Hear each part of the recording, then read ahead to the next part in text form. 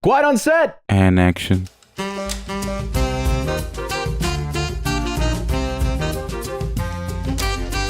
Welcome back to the Quiet on Set podcast. I'm Ewan Graff and I'm joined by Kevin Tallmans. Award season is finally over and we get the first true blockbuster of the year by Lord and Miller. They're back with the first live action movie since 21 and 22 Jump Street, an adaptation of Andy Weir's Project Hail Mary starring Ryan Gosling and Sandra Hüller. Hey yo, is Oprah back on TV the way you are getting a trailer? Like there are trailers everywhere. Somehow Oscar talk has returned because Ewan wants to talk early Oscar predictions, and I was so glad that it was over and now we're back to it.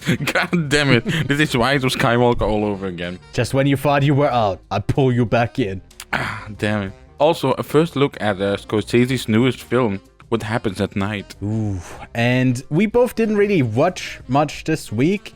Instead, Kevin will show you what he recently got on physical media, and I will show you my recent book haul. We're flexing out there. We're flexing. And also, it's my birthday tomorrow. This is the last day that I'm 27. So I kind of treated myself to, I'll talk about it more later, but I spent a not unconsiderable amount of money on books, which was definitely too much, and I'm still buying more. I can't stop. It's becoming an addiction. I have stopped buying films for the moment. Yeah, but you get the deals. I'm supporting my local bookshop, so I actually like buying them at full price. It's a bit different, so I would love to get even more to build out a whole library. And I mean, it's a different sort of thing. I think it's also smart to not spend too much on it. But speaking of spending too much on it, I don't know. Don't spend. Lots of people will spend tickets on these movies because we got trailers for Dune Part 3, Spider-Man: A Brand New Day, and Wild Horse 9, which is... Let's actually start with Wild Horse 9 because I think that has us the most excited. I think for me it probably is still Dune, but for you, I know too. It was like number 3 or number 4 of most anticipated for this year. Hell yeah. The new film from Martin McDonagh. Tell me, what did you think about Wild Horse 9? It does feel like a combination of Banshees and In Bruges, because it's like they're going on an island, but also instead of like 2 hitmen, they're like 2 CIA agents, and there's gonna be a political thing to it. So it does feel a bit like, American in Banshees. Yeah. in that way. But look, I absolutely adore Sam Rockwell, and here we get a John Malkovich that is game. I haven't seen him being game for like a little while now. He does sometimes these VOD movies that he can sort of sleepwalk through them, but here it feels like he's on point. He's quick with it. He's on point. You got Steve Buscemi as well, and like it even feels more like In Bruges because you got the 2 guys, Sam Rockwell and John Malkovich, who feel like Colin Farrell and Brendan Gleeson. And I also get Steve Buscemi, who feels like the Ray Fiennes character in Bruges. I'm gonna guess the movie is gonna have a different feel compared to those 2. It's just that the trailer is giving off that energy, but I'm looking forward to it. Martin McDonagh has not missed, in my opinion, at all. I absolutely love Banshees, In Bruges. I'm forgetting one. 3 Billboards. Oh my god, absolutely adored those. I'm looking forward to it. And I get to be more excited for it because it's higher on my anticipated list than you. So yeah, he did make it a competition. He sent me our lists again to say like, you get to care less about this. Okay. But it will likely be because it has a November 6th release date, and Banshees premiered at Venice.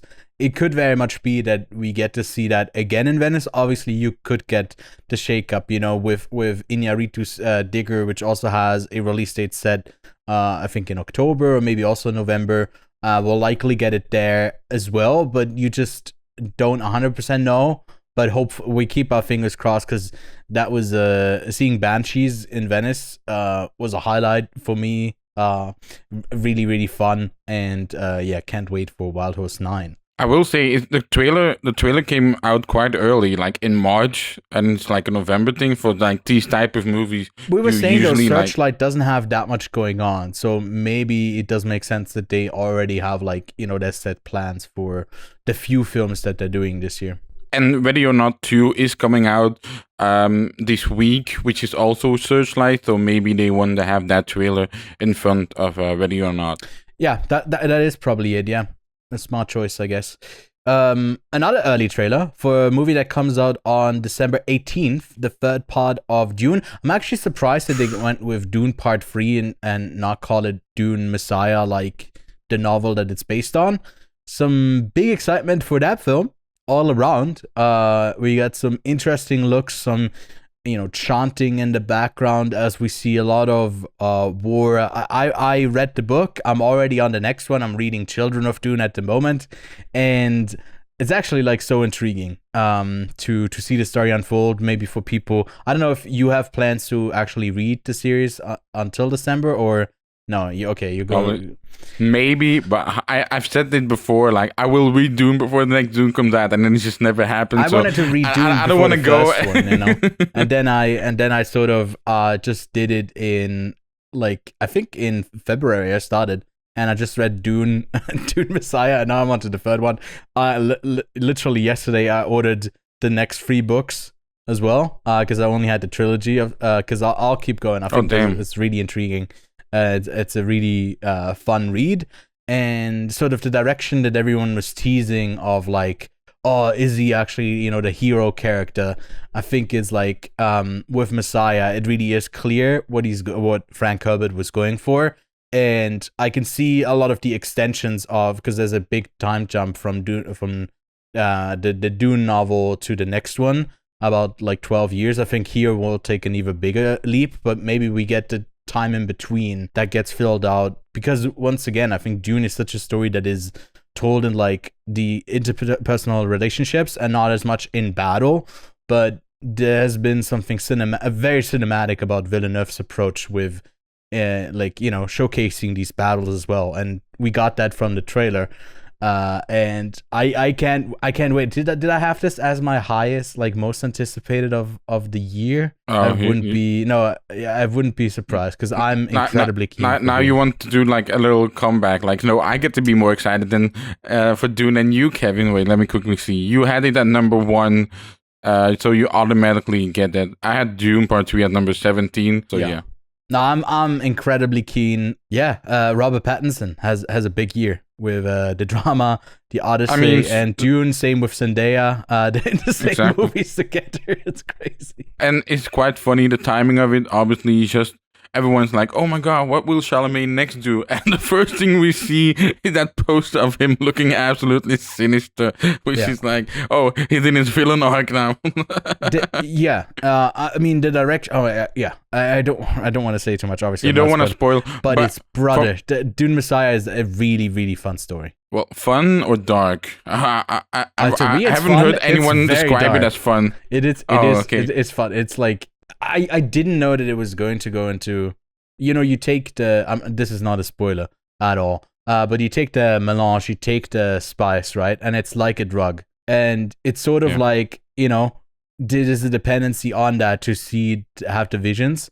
So what does it look like if someone who has all the power is basically a crazy drug addict? Like, that is basically Dune Messiah. And it's like, oh my god. And I didn't know, like, because in the book it's not as apparent, like, how he's described, but seeing him visually, it's like, no, yeah, he's going for the, like, drug addict look of someone who's, like, so fucked. I've also heard, like, people say, like, oh, Denis Villeneuve is also taking elements from Children of Dune. Now, I don't know if that's true. Yeah, because I kind of think he is, because there were some characters. Actually, I can't say. But there's to me, there's some changes from Dune Messiah already, just from the trailer alone. I was like, there's some changes being made. That's why I'm also like, fast, like getting on Children of Dune faster than expected. The internet. Because I kind of want to know myself of, like, how the story plays out. Because there's another time jump after Dune Messiah to Children of Dune 9 years after that. It's fun times. I've been loving reading, and this feels so rewarding to have done that now and getting a trailer this early for Dune. I really wasn't expecting it, so it felt like a little treat. But you can do one of those breakdown videos with the red circle around it now. And like, I will red circling all year long until we get that movie. And they got the IMAX screens locked for a week at least, so they're not moving. I thought 3 weeks. Oh, 3 weeks? Oh, I thought they'd it's just clear that they'll have it, but we'll see, because there's also a MCU trailer that we got this week. It felt like a bit like a response to Dune, because it came out like a day or so or two later, and it completely shattered records for most watched trailer. I think it had like 754 million views in less than 24 hours or something like that. But they also released like 2-second snippets of trailer footage before, and I just don't know if they are counting that as well. I do think there is some sort of, bribery going on with the numbers, but I mean, they do that the same when they have drive-in theaters and you show a new movie, but you make it a double bill, so like you can choose the numbers of films you want to push up higher in like the top 10 of the year. Disney does that all the time. I think other studios do as well, but Disney did that in the last couple of years because they were always like a little bit behind. But Spider-Man, brand new day, the 4th in that franchise after sort of a reset of what was it called? No Way Home, something home. Yeah. No Way Home, and basically making everyone forget about him. I mean, you've seen it. 700 plus people have seen the trailer, and I think it looks very fun. I can't wait. I think these movies have always been like very fun. They haven't been like my favorite out of the MCU, but Spider-Man is always just something to enjoy, and it seems like it's going for that sort of loneliness, the like mid-20s angst of like being alone but wanting company, and that's what the trailer at least focuses on. But I'm very keen. I mean, this one isn't too far off. It comes out in July 31st. I think you've seen the same memes as me out there, like, yes, finally my Spider-Man is suffering. Like he's being depressed. Let's go. The only thing that I must say, when looking at this trailer, I was like, my god, man, this color grading of MCU films is so gray and bland sometimes. Then I don't know if it'll but then in the costumes they turn it up a bit too much apart, like to the rest like, of the literally the first shots when he's on that balcony or something, it's like it looks so gray, but he looks so colorful. So again, it feels a bit weird, but I'm not gonna say I'm not looking forward to it, because I'm gonna see it probably day one. It's also, I must give credit to Tom Holland as well. He's very much has had his hand on the production of these Spider-Man movies as well, being very involved. No, this should be the direction that we're going in. We're also getting a lot of villains, seemingly. We're getting apparently Tombstone. We're getting Mando back as Scorpion. We're getting another villain back that I just don't know out of comic book knowledge, but apparently one that goes from body to body with that tank. We're getting Punisher, but he's probably gonna be an ally more than a villain.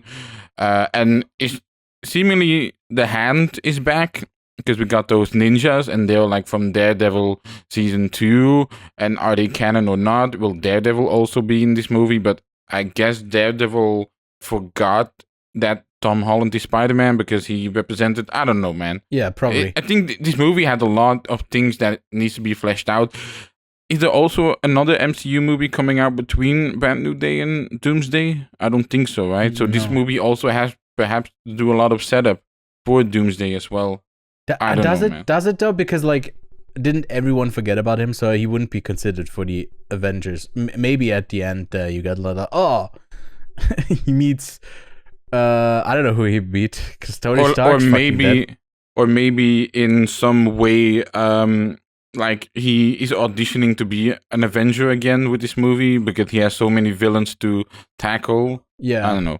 Could be. I mean, also I remember them also saying something with, we are dividing up the MCU in different spaces. We got street level MCU. Is like Spider-Man part of street level MCU no, again? He's not. Because I watched the whole season of the new season of Daredevil. Nothing with Spider-Man. Okay. Yeah, no, it's just there's really no Wait, overlap. Just give me one question. Answer me one question. Is Punisher in the new season of Daredevil? No, he's not. Oh, all right. He's mentioned a bunch, but Frank Castle, but he doesn't pop up. Because this is Frank Castle's and like Punisher's first appearance in the MCU on the big screen.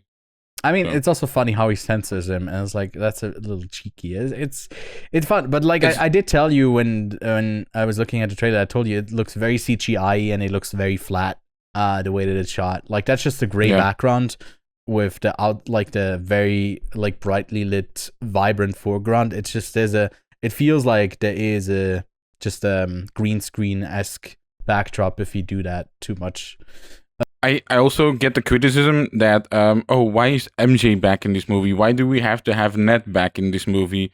Why are we going perhaps the Gwen Stacy route? I do get that, but also it's like Tom Holland and Zendaya must be like, oh my god, we're gonna make another Spider-Man movie together. So yeah, they're married for a reason now.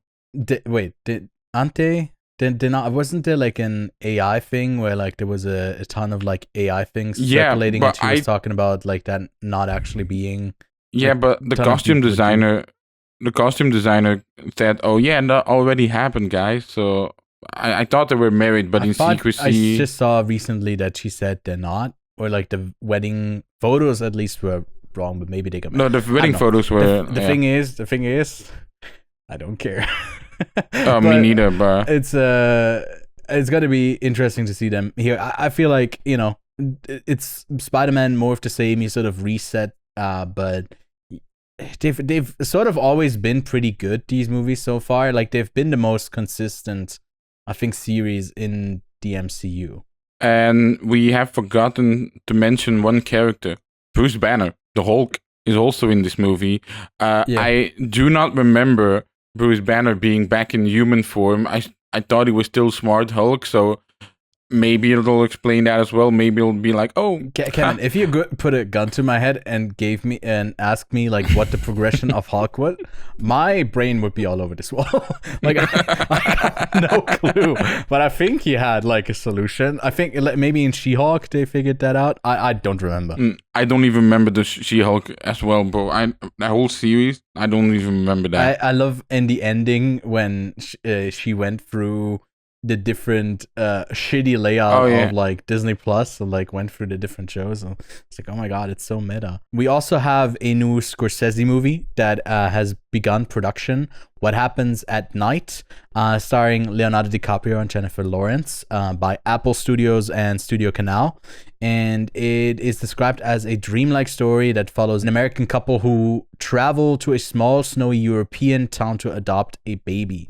And also stars Mads Mikkelsen, Jared Harris, and Patricia Clarkson. And it is an adaptation of a novel from 2021 of the same name by Peter Cameron. Scorsese was working on a couple of different things. I think he was like working on that, Jesus Christ biopic, right? Then the Pope died. He did die. The Pope did die. And yeah, now he's fully in production on this. I'm keen. Also, but wasn't he also working on the movie with Emily Blunt and The Rock? He was also working on that. Yeah, there was also talks about. I that's why I said like he's working on a couple of things because I don't know. It seems like he was working on a lot of like different projects that I guess he had to decide like which ones he'll actually go for. But I did order the book last night as well. That was going to be my next question. Yeah, I did already. Because I honestly like I do this every time now when I hear like an adaptation is coming out. Like one of the next books I'm gonna read is like Deep Cuts, the adaptation from Sean Durkin.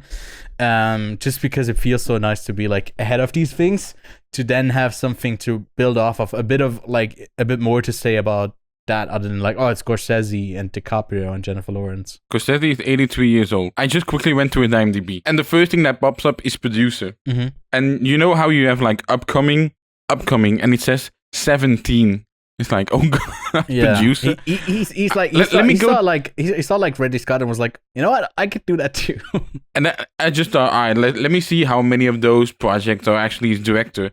There's still 9 projects like upcoming as director. It's crazy. Aldea's a new story, director, post-production, Home, Midnight Vendetta, Roosevelt, Shipwrecks of Sicily, director, post-production, The Wager, A Tale of Shipwreck, Mutiny, and Murder, which is actually a book I have, but I've just not read it. Untitled Hawaii Set Crime Drama, Untitled Vegas Casino Drama, and then you got That's a TV show. What Happens at Night. Oh yeah, Untitled Hawaii Set Crime Drama. Look, Dwayne Johnson, Emily Blunt, and Leonardo DiCaprio, apparently. So yeah. He's doing a lot, and there's also, Memory Police, which I do have here in the background too, where he's an executive producer, I believe. Yeah, and Gangs of New York and Cape Fear, getting turned into TV shows. Like, he's attached to a lot of these things, but quality level of those will have to. I honestly, I don't know. I haven't had a look at like everything he produces, but he produces a lot of things. And he produced Die My Love, Lost to You. Yeah, but I just saw that he also produced a movie called The Absence of Eden. Never heard of that. He produced a movie called Funny Birds. He produced a movie called Freshly Cut Grass, Escape. He produced a lot of obviously he also produced In the Hand of Dante, but he also produced Late Fame and that Indian movie Homebound. Like, he's just on it with a lot of things. But from this first look, I think it's kind of interesting because, we've seen DiCaprio with the stash as well at the Oscars. People saying that he's, and everybody was going crazy for it on Twitter. It's like, oh my god, yeah, they brought back prime hot Leo. It's like, guys, what are we doing here? But if you look at the first image that was released, like, Jennifer Lawrence here looks like quite different of what we've seen her in the last couple of years, in more like modern movies. But here it seems like, we're going a bit back in time. I don't know what the setting is like time wise, but obviously like in some northern European town, if it's snowing, although I guess it can snow in a variety of places in Europe, but I'm keen, and I assume we can expect this movie to come out maybe next year or in 2028. I'm looking forward to it. It really feels like a bit of a throwback to early classic cinema, like just based on this first look. I'm getting the feel of like a Frank Capra, a Nicholas Ray, type movie. So I'm looking forward to it. Apparently, this movie has been already shooting for a few weeks now, and they're also going to shoot in New York City. So this movie will be wrapped at the end of April. And then I'm guessing it has a year-long post-production, and it's gonna debut at Cannes. I don't know if this movie will be ready this year. Yeah, I mean, if he says I'm gonna release it November, December, it might be possible nowadays. Sure, but I don't think so. But I wouldn't think so either. But hey, Terrence Malick exists in this realm with us, so you never know how long it takes for a movie in post-production. Look, I must say my fantasy did go a bit wild last night, because I was thinking, like, wait, if like he brings out this movie just this year, which is not gonna happen, it's like best director at the Oscars, Villeneuve, Nolan, Scorsese. It's like, shit, that would be a lineup and a half, It's gonna be, which bridges us perfectly over, thank you, Kevin, to our next topic.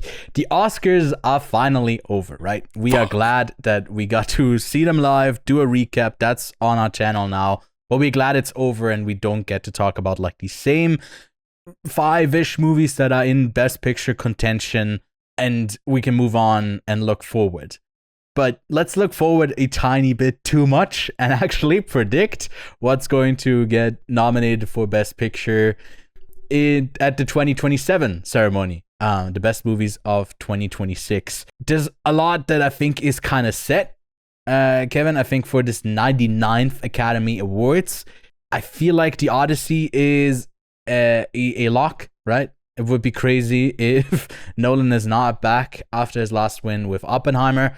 And I think a lot of people are also saying that Dune Part 3 is likely going to be one of the two top contenders, or among the few top contenders for Best Picture. Although the last two weren't really. Yeah, what do you think? Like, what are some other films that could go for the big one, go for Best Picture? We're gonna talk about one today with Project Hail Mary. I do think that had the shot. People seem to absolutely adore it. It's also a movie that could very much get in a lot of technical awards, which is, like that really ramps up your, hey, you got 6-7 Oscar nominations in terms of technical awards, in terms of maybe like visuals, in terms of editing. You never know. I agree. I mean, with The Martian, the previous adaptation, that did get Best Picture, that did get Best Actor, adapted screenplay, production design, and VFX, and actually 7 nominations. There were still 2 sound mixing and editing categories, and it got all of those. So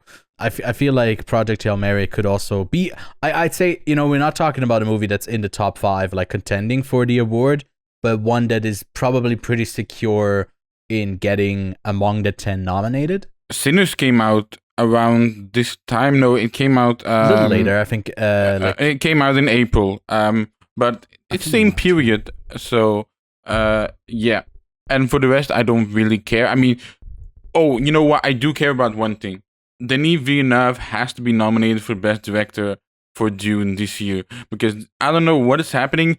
I guess the Academy thinks these movies direct themselves. The fact that he got snubbed twice in a row for Dune, surely there are a lot of people that are already, sort of hanging a Lord of the Rings, Return of the King type Oscar, and like, okay, this is the last one he's making, now we have to award it. Yeah. But I mean, with the competition of the Odyssey, it's unlikely, that it will go that far. When you compare it directly with Lord of the Rings, like Fellowship got 4 wins, the first Dune got 6, and both the second, like Two Towers and Dune Part 2 got 2 wins. So at the moment, Dune is in the lead when it comes to 8 wins over the 6 wins the Lord of the Rings got this far. But then Return of the King got 11 wins, with a historic haul, sweeping basically every category, right? And I don't know if the same thing is in the books for Dune Messiah, Dune Part 3, but it has the potential to be like an incredible movie, especially, with the sort of turns it takes in the story. But how tough is the competition going to be? Like, that's sort of the thing every year. I feel like One Battle and Sinners, like in other years, I think they could have dominated over other movies that have won previously. And again, I don't remember which movies came out in the same year as Return of the King, but I imagine that competition was a bit weaker than the ones that we are getting this year. Yeah. You also have sort of a recency bias going against the Odyssey in terms of, hey, Christopher Nolan got all of the fucking trophies last time. Are we really going to hand him all the trophies again this time?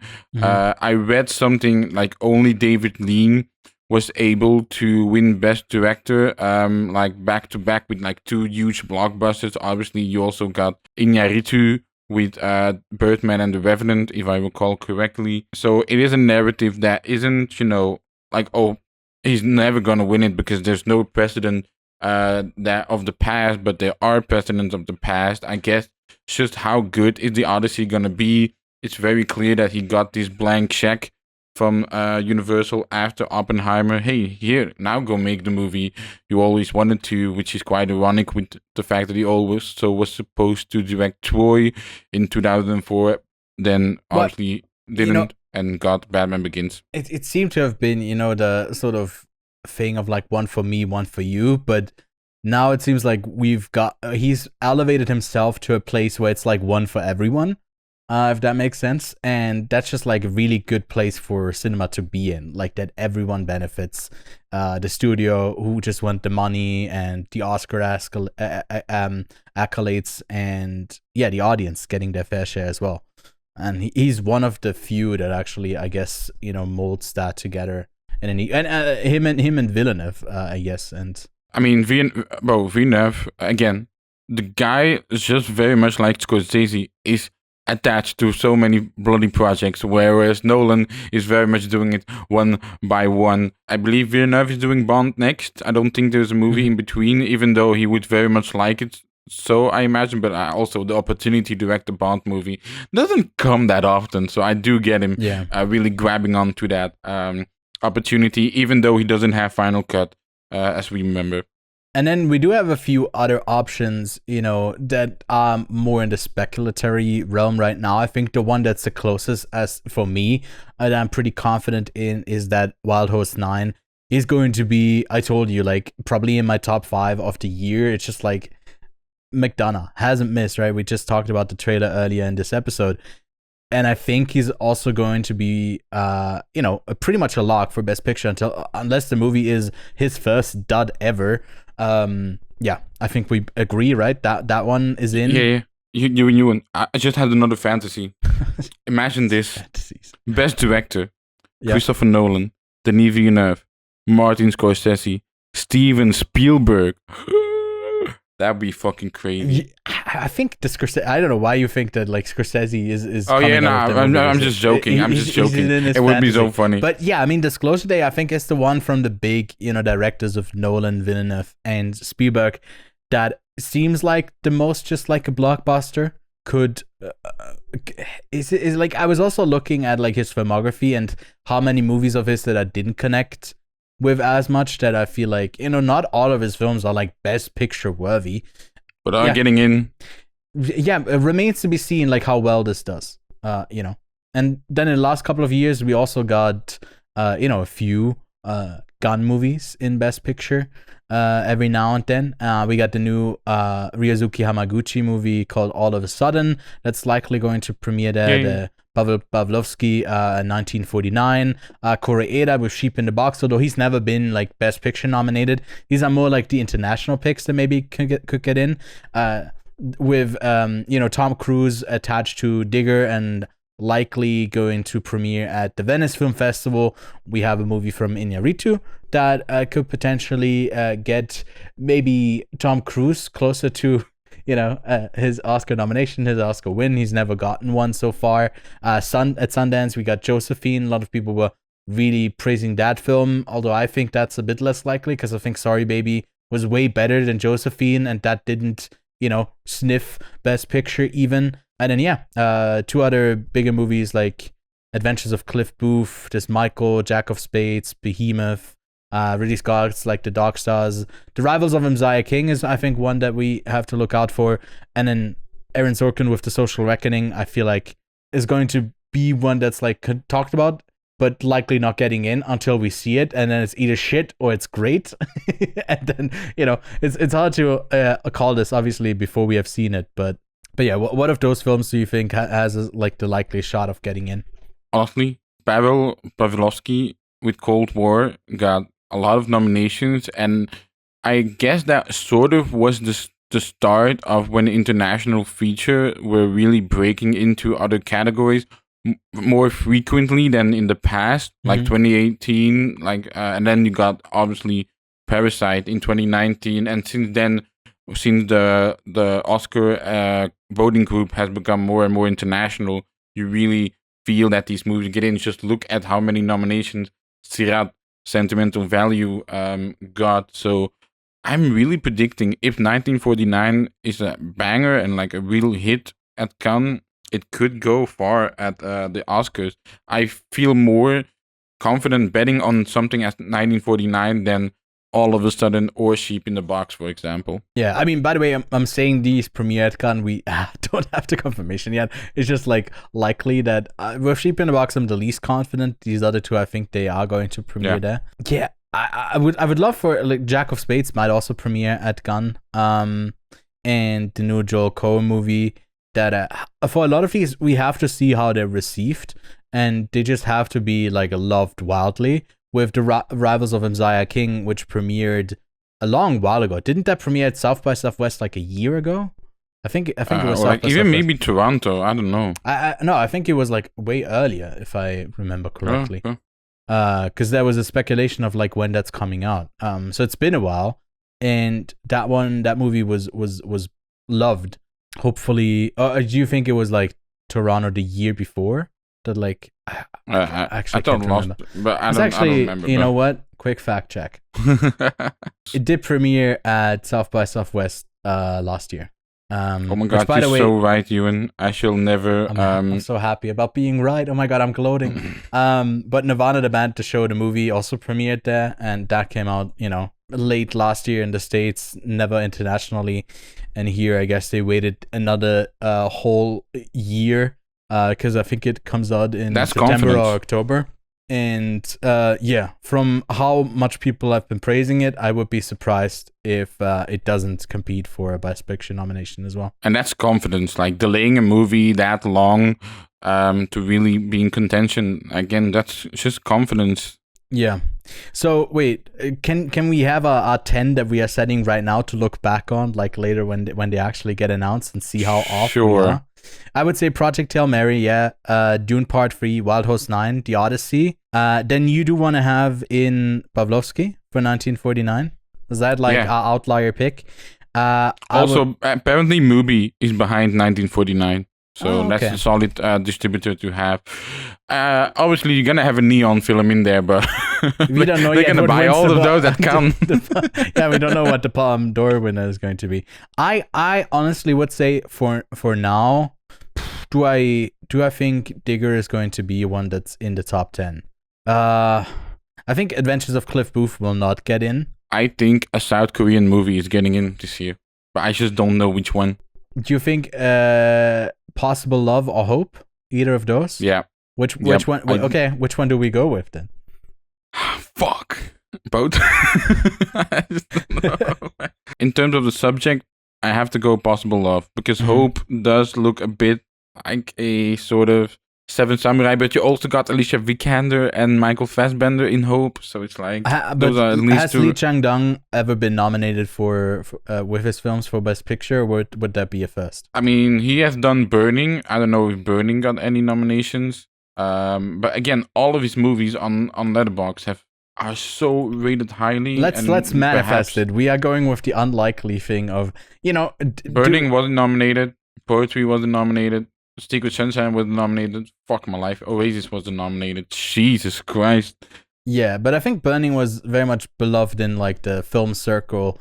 That I think that like hopefully the Academy sort of represents a bit more. We have 2, 4, 6, 8. I feel like for now I'd have Disclosure Day still in. Until we actually. Let me quickly go to. Michael, I think is going to be a hit commercially, but I don't think movie wise it will blow us away. Do we put in Digger? I think Digger is a fair bet. Absolutely. What's our final spot? Do we give it to like for now? Like Ridley Resident Scott, Evil, Zach Cregger. Nah, kidding. I feel like some people are going to predict the Social Reckoning. I just don't. It could be good. Think so. I don't think so either. I don't know. I low-key want to say Behemoth, but it's like I don't. But for me, it's between Behemoth or Jack of Spades for now. And again, Jack of Spades is directed by the Coen with more sauce as well. But also the one that's doing dramas, which do play a bit more into. Honestly, no, I'm going Jack of Spades. It's got Josh O'Connor, Frances McDormand. Come on, I mean, the Academy loves Frances McDormand. That's fair. If you don't have anything against that, we'll have our top 10 be. I think, The Odyssey and Dune Part 3 at these top 2 spots. And we got Project Hail Mary, Wild Horse 9, 1949, The Rivals of Messiah King, Possible Love, Disclosure Day, Digger, and Jack of Spades. 2, 4, 6, 8, 10. Yeah, that's right. We are sort of underestimating the Narnia movie with Greta Gerwig. She holds a lot of power in the industry. So again, it might depend on the type of Narnia we get from her. Like, is it a very blockbustery? Because at the moment, I'm also seeing a lot of male, centric directed movies. Yeah. So hence I say that. Yeah, that's kind of every year. Though, because a lot of these most anticipated movies are all men, unfortunately. A lot of exciting stuff. We'll forget about it for 9 months, and then we'll revisit this. There's also something that interests us a bit more because we are having a look out, at these festivals for these international movies. Is the 5 slot that are given to international feature? And Kevin, there's a few films that you noted down that would be our early predictions of potential movies that could get in there. Could you give us an overview? Yeah, I said to you and if we're gonna talk about early Oscar predictions, which I didn't want to at all, because it's like it's just over. Now we're back at it again. I hate it. But I did say, look, if you were gonna talk about it, give me international film, because that's the only thing I really care about. Mm-hmm. So with international film, it's a bit of an interesting thing because a lot of these countries have dual options. So it's gonna be a bit of a bloodbath, depending on if they're both critically acclaimed and well received. Then it's just like Russian roulette. It's like I guess we go this one. South Korea, Possible Love, Lee Sang-dong, and Hope from Na Hong-jin. I've heard like Hope so much about it. I've followed that movie for years. It's like I really hope it's like a banger. Then we got all of a sudden we got Hamaguchi, which could be for Japan, but apparently also France and Germany are involved in the production. There's even a Belgium, French, with Vitrin Efira in the lead cast, that could very likely be France's submission if they don't have anything better. Well, they do have. France also has Parallel Tales, the Asghar Farhadi movie. Yeah. So another Iranian filmmaker. It was just an accident last year. We also have Godzilla -Zero. That is also a blockbuster that very much could get into the best visual effects, the best sound. So you got a lot of other categories backing that movie. Didn't the first one get visual effects? The first one got... Yeah. It won. Yeah. It won. Mm-hmm. And we also got Sheep in the Box with Koreeda. But he also has Look Back on it. But I'm not really banking on Look Back being a Oscar-nominated thing. Mm-hmm. So Koreeda, also a possibility for Japan. Then Belgium. Hey, it's my country. We never are going to win an Oscar ever. Or is that going to change this year? We have Coward from Lucas Don, and we also had Let Love In from Felix van Groeningen, who directed The Eight Mountains recently. Again, both of those movies are good. It's going to be Russian roulette. Bam. I'm going to back Lucas Don because every movie of his so far has been submitted. Then we talked about it, 1949, Pavel Pavlovsky for Germany. So it's again... We were talking about all of a sudden Japan, France, Parallel Tales, Germany, and probably Germany will also have a bunch of movies that I just don't know about so far. Parallel Tales we talked about. One movie that we forgot, which would be here for Germany, would be Yellow Letters, like Gelbe Briefe, the one that just won the Berlinale. With Sander Hüller? That's the one with Sander Hüller? No. But Sandra Hüller has a movie out called Rose, I think, this year. But I don't. Do you know by any chance which country that is? You'll quickly Germany. Look it up. Yeah, I think that's just Germany. We also from Spain has The Beloved from Rodrigo Sorogoyen, starring Javier Bardem, and then we also have Bitter Christmas from Pedro Almodovar. I feel like Pedro Almodovar had a bit of a hit-miss relationship with the Oscars, because sometimes he does get chosen, sometimes he just absolutely gets ignored, even though he has a good movie. Yeah. So those are the two movies for Spain. And then we have Fjord. We got a first look at it, I feel like a month ago, with Renate Reinsve and Sebastian Stan. So that's also in for the international film. So again, you can look at the 10 movies we predicted for Best Picture, but any of these international films can also be number 8, 9, or 10 in the Best Picture. And I think what I noted when we looked at the list, that we don't know yet what Norway, what Denmark has been cooking up recently. There could be some outliers. Obviously, there's always a ton of movies that aren't on our radar, and then we see a great debut feature that is so hard to track, that isn't up yet or on anyone's radar until it does premiere at the festival.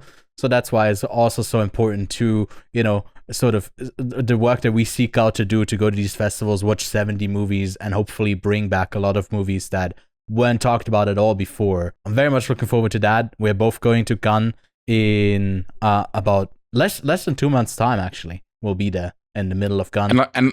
And I'm seeing a lot of, mutuals on Twitter, on Instagram also saying like, hey, see you there. So it's going to be a lot of fun. For international films, some potential Oscar nominees. We got Possible Love from Lee Sang-dong, and we got Hope from Na Hong-jin, both from South Korea. We got All of a Sudden from Hamaguchi, Godzilla -Zero. Could it get outside of VFX? Maybe into sound and other categories. Or Sheep in the Box from Koreeda. We also have Belgium with Coward from Lucas Don and Let Love In from Felix van Groeningen. We have 1949 with Pavel Pavlovsky, German movie. Mubi is backing it. We got Parallel Tales, Asghar Farhadi. After it was just an accident, we have another Iranian filmmaker in charge of a French movie. We have The Beloved, Rodrigo Sorogoyen, and Bitter Christmas from Pedro Almodovar, both aiming for the Spanish pick. And last but not least, we have Fjord from Cristian Mungiu from Romania. There are probably some others we missed or just don't know about, but those are a lot of potential nominees for next year's Best International Feature at the Oscars. Now, let's get on to the main review in it. Yeah, let's get to it. Let's talk about Project Hail Mary. Science teacher Ryland Grace wakes up alone on a spaceship light years from Earth. As his memory returns, he uncovers a mission to stop a mysterious substance killing the sun and save Earth. An unexpected friendship may be the key. That's Project Hail Mary, based on Andy Weir's novel from 2021. MGM bought the rights to the novel for just $3 million. And then Gosling has been attached to the role since 2021. We also got Sandra Hüller in her first American movie. It's an adapted screenplay by Drew Goddard, who also did the previous very successful Andy Weir adaptation, The Martian. And here we get the return of Phil Lord and Christopher Miller that have done a lot of animation or produced or written animation, especially with the Spider-Verse movies in the last couple of years. They also, I think, produced the Mitchells vs. Machines that came out over on Netflix. They were also part of the Lego movie. They did Cloudy with a Chance of Meatballs, but they were also at the helm of the 21 and 22 Jump Street movie. And this one is their return to live action, two directors, with Project Hail Mary. Now, we are going to get into this, I think, fully with a spoiler review, because I think a lot of people have already talked about this film. It's been a point of discussion all over the internet. I think it's the first big blockbuster of 2026. I hope this movie does well, because it overall has a message at its core that is quite heartwarming. That is sort of about, if you work together and with each other again, instead of against each other, we can actually fix things. And it feels like such a hopeful movie to get right now. And it felt like, from the responses, I think some of the, I'm gonna say it, a tad bit overrating of this film already is exactly what sort of a lot of people needed, which is totally fine. If this is a 5-star to you, we both really enjoyed it as well, and we'll have a lot of praise to give the film. I don't think it's a perfect movie. I don't think it's going to be, the best movie of the year, but it's certainly a very entertaining and very heartwarming one. But Kevin, what do you think about Project Hail Mary? You also have another motive for this movie doing well, which is in your fantasy box office. Oh my god! They also adjusted the budget for it and added another 25 million to it, and we are playing a box office 2.5, so we have to make game. Another 65 million. This movie, for me to make a return, has to make more than 625 million. So, yeah, it's a lot. But yeah, that. Hey, if anyone can do it, it is Ryan Gosling and Phil Miller. I kind of hate that you stole my. Hey, I'm going to the filmography of the. That's my bit. Damn it! You stole it. I'm sorry. I did have it. Did you know that you can mention that they were also producing Cocaine Bear? Oh, sorry. I also did that just now. But like you said, a lot of people are rating this very highly. There were a lot of avant-premiere screenings. I saw it last Saturday in IMAX, which was fantastic. Almost everything in space is shot in the IMAX format. And the rest is in scope. Yeah. And the rest, the flashbacks are very much in scope. He also has applied the same techniques with the Dune films of shooting on digital, processing it back to film stock, and then sort of back to digital, which is a very interesting process. And I feel like we'll see that process done more into the future. Although with Dune Part 3, that's the first time that Denis Villeneuve has gone to IMAX film, because Linus Granquen, which is the DOP on that film, swears by film. So it's very interesting to see how this IMAX format gets used. Yeah. And we are getting the Odyssey, which is fully in IMAX, the first fully shot IMAX film. I think with Dune 3, it's also the first one that is shot on a variety of different, on 70 millimeter formats. There's so many different formats, and then like you said, the digital thing of the stand, like still like that, shooting that on digital. Yeah. It's great looks for this movie all around, right? We can with Greg Fraser, you will get a good looking movie. This movie is stunning in the way that it not just uses the sort of cinematography and then the extension of the VFX to sort of match the cinematography, but because they really made an emphasis on saying how much of this they try to have practical, to be like informed decision from the one of the lead characters with Rocky, of that puppeteering with like 5 people at a time, like doing it, and how hard it was. Like in a lot of interviews, they did emphasize like this. They've been working on this project for the last like 5 years, right? But it's just been really hard to also just do, because it would have been so much easier to just do that creature in VFX, fully in VFX, and just have him act off like a tennis ball and someone doing the lines. But they had a different approach for it. I think it shows like that sort of humanity that you need is really, you know, no matter how great of an actor you are, there's still that like uneasy feeling that you're not acting off something else. You can kind of just like very subtly, most often, like most of the times, you can't sort of tell. And how quippy and how improvisational it is, it does sort of need to be feeding off of something like real. And yeah, I think that came across. And the thing I liked most about this movie is the sort of beginning of that relationship between him and Rocky, because that isn't even about science at all. It's actually all about linguistics, the actual understanding of each other. Okay, how do you start communicating, which is very applicable to today's world. Just look, if you're going to other countries, especially like in Asia, people are getting their translating app open the moment you say one English word over there. That was at least the case of my sister in Beijing. Like, people just talking here so I can understand you. So that's obviously a very timely message, besides the obvious climate change and that.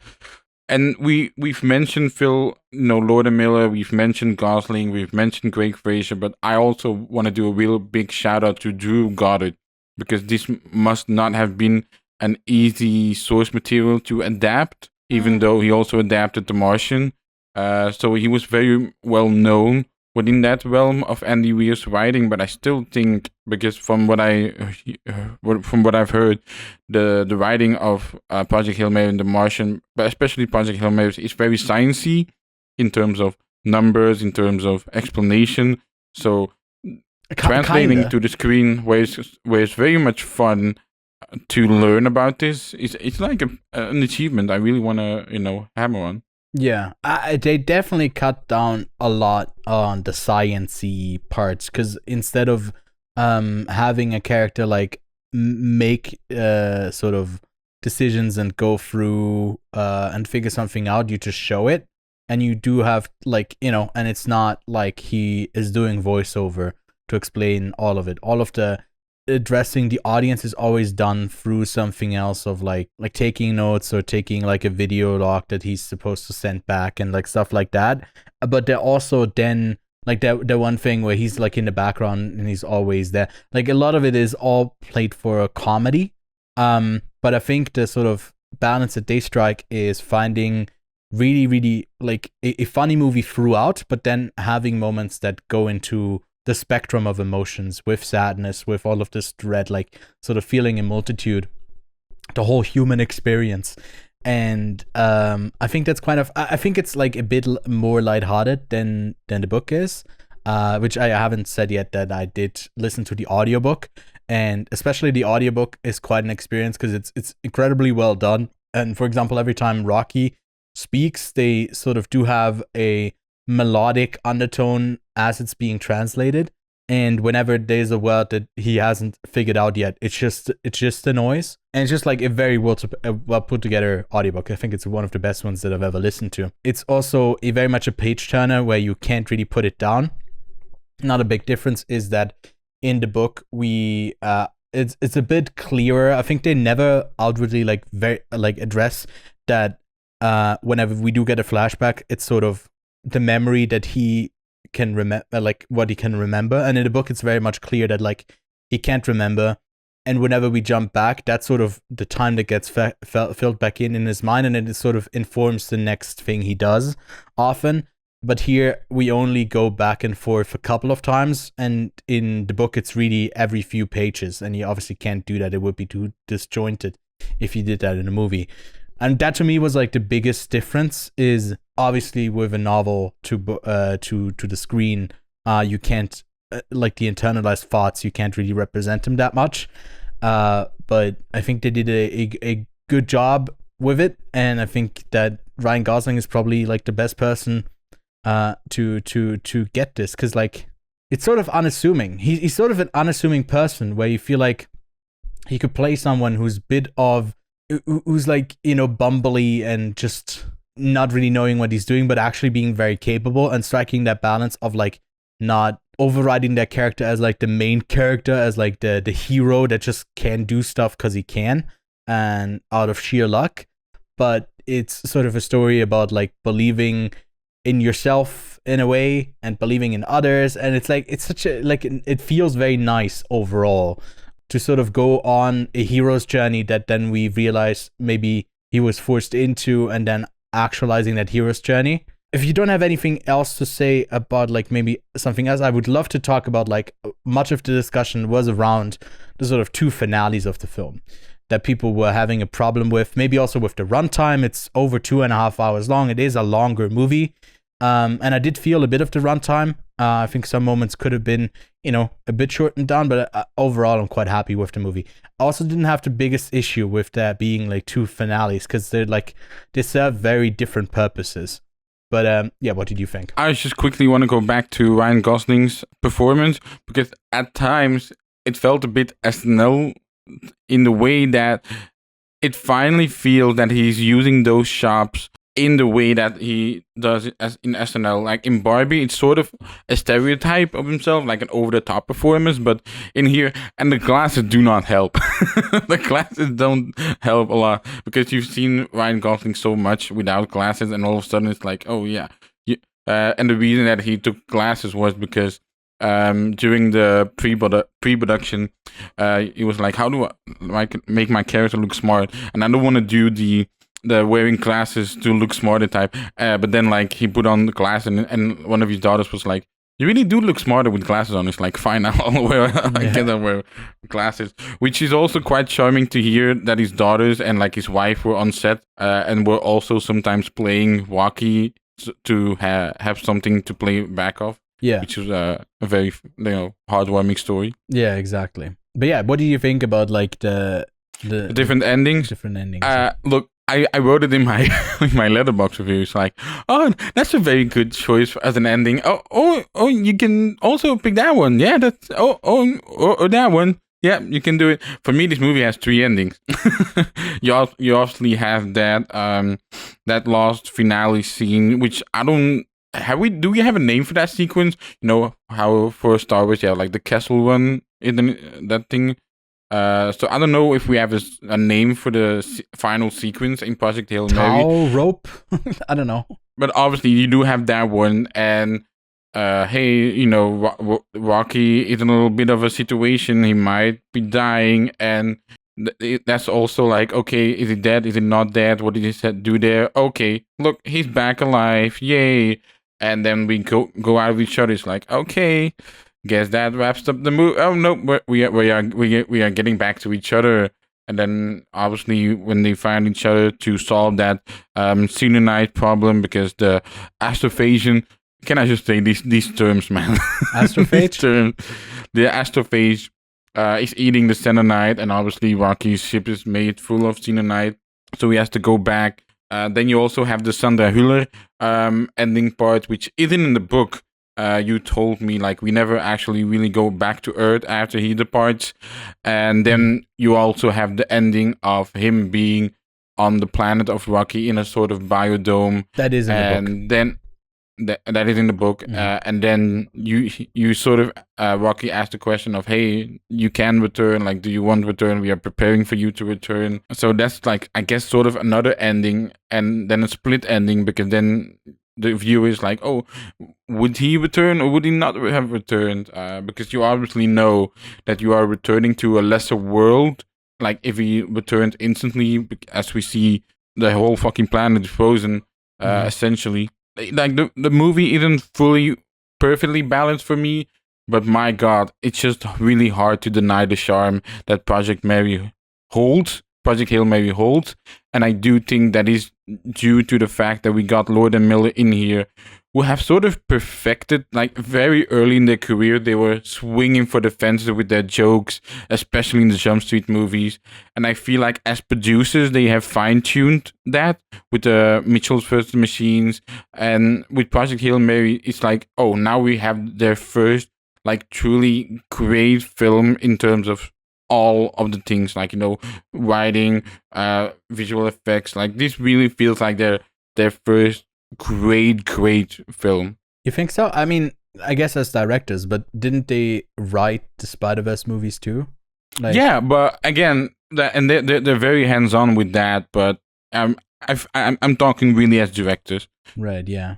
No, I like another thing that is different is that very ending when he turns and it's the Iridian children class that he teaches, and they're all like, wah, wah, wah. And in the book, it is way much of an emphasis where he keeps thinking back to his class and his role as a teacher. So that is something that is more on the back burner here, and there's way more like silly little dances, and because you got to make it work for the movie. Because there's nothing on Rocky's face, and that's also like what the book talks about often, like how he processes it and the sort of figuring out of like what the sound is that Rocky makes and how he hears and how he interacts. He's just a way goofier character in the movie, like way goofier, and like it's just because the puppeteering is like there's a lot going on. And it's just like everything feels a bit more emphasized, where in the novel I did feel a bit more of like these people also connect through their trauma quite a bit, and they just kind of need each other. And here it was also like they also enjoy each other's companies a lot. Obviously they do that in the novel as well, but everything feels a bit lighthearted to, for me, a degree where I didn't vibe with it 100% of the time. I did feel like it was a bit much at times, and I also felt like the score was like a bit overbearing. A lot, like in a lot of moments, it was really, really like I just in my notes a bunch of times was like score is a bit much here, because it like really was building to a lot of these moments, and just speaks to a crowd pleasing movie when people will laugh and have tears in their eyes as they walk out of the cinema, which is neat. That's a great thing. It was just a bit much for me at times. But yeah, I liked it. I don't have much else to say, I guess. I quickly want to talk about, Project Hail Mary versus The Martian. Because with The Martian, you also have the element of a man is alone, has to survive. And in Project Hail Mary, Ryan Gosling does have someone to play off on. Whenever in The Martian they go back in, like, not in terms of flashback, but I guess the same sort of structure of, hey, now we're going back to planet Earth. In Project Hail Mary, it's like in the past. I must say I liked that structure a bit more in Project Hail Mary, and that's solely due to whenever in The Martian we go back to Earth, there are so many characters we are following. We're following the whole NASA team. Even Donald Glover shows up for one scene to explain that thing. And like, there's so many characters in The Martian that you are following. You're also following the original crew of The Martian that actually left without and is returning. And in Project Hail Mary, they sort of simplified. You are following Sandra Huller's character. So you also have a NASA team, but they don't have like a very big actors or like very big roles. You have I forgot the guy from The Bear that is playing the bodyguard. It's also very fun to watch. Also, so it's a bit character that doesn't like they expand that character. I don't remember a character like that in a novel, but the astronauts who do get his name was up, Carl. Yeah, Carl is very much not a novel character. Okay. Like at least not the presence of like a guy that he's playing off. Like really, that's quite different. And the other astronauts have a bit of a larger presence in the book before they get blown up. I almost must say a highlight of the film. You would think these big space sequences. My God, Sandra Hüller doing karaoke. I could watch for an hour. Yeah, she was so good. And so apparently because I didn't know the song, so she performed the cover of Sign of the Times? No. Again, I don't listen to modern music at all. I couldn't name you 5. And I'm the one turning 28 today, and you just sounded ancient. That's crazy. You don't know Harry Styles, A Sign of the Time? Brother, that song was playing in like every mall, everywhere. It was inescapable. But I just do not remember. But I liked her cover of it a lot. Yeah. And apparently Ryan Gosling has been praising her genius in shooting that song. Meanwhile, she's like, yeah, I just Googled goodbye songs and it was the first one that popped up. No, I mean, I had the pleasure to interview her for Anatomy of a Fall a few years back. She is just incredibly dry. And I walked out of that interview feeling like, did we vibe? Did she? Because I always, in the interview, I want to not waste whoever I'm talking to's time and for them to hopefully have an interesting discussion that doesn't feel like, the same talking points that they've had like to do for the promotion of a film again and again. And I walked out of this unsure if I did well. I felt like, we had a good conversation. And then the distribution woman was saying like that was one of the few like afterwards she emailed me, there's like one of the few times where she actually came out of the room pretty happy. I was like, fuck yeah. Because like she doesn't really show like a ton of emotion. She's just like very, I wouldn't say stoic, but she's like very to the point, and it's perfect for that character too. Again, that's also just German humor, you're right? Yeah, the Germans have a stereotype behind it. Yeah, I mean, if you ask a stupid question, you'll feel that it was stupid. That's the sort of thing that the Sandra is very good at. But my only real flaw with this movie is indeed the different endings, and perhaps the comedy doesn't hit all of the time, but I really like the message. Also the fact that, Ryan Gosling is indeed fulfilling this hero's journey, even if he was forced into it, even though he's this very shy, introverted person that just does not want to do anything with it. But if he can work on his own and with himself, he'll happily do so.